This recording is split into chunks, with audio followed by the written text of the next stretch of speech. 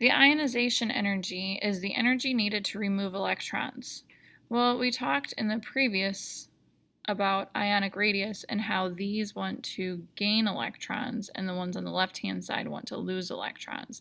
So if we're talking about the energy needed to remove electrons, well, the ones on the right-hand side, they want to gain electrons. So the ionization energy is going to be extremely high because those want to keep their electrons.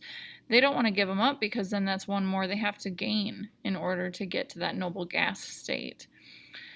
On the left-hand side, there's more energy from pull on electrons from protons the higher up you get.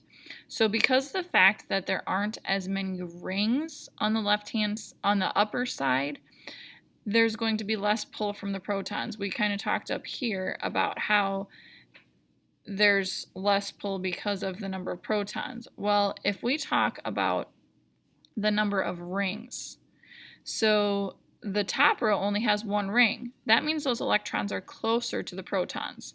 But when you get down towards the bottom, if you have 5 rings of electrons, those protons are not going to be pulling on those electrons very well.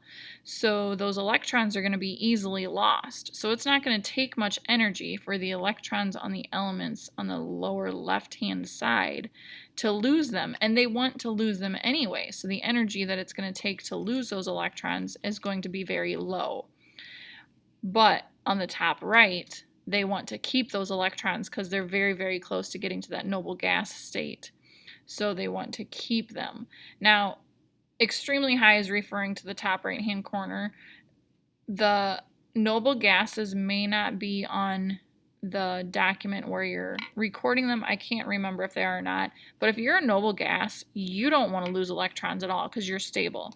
So think of that too. So the ones on the far right-hand side don't want to lose electrons at all. They're happy.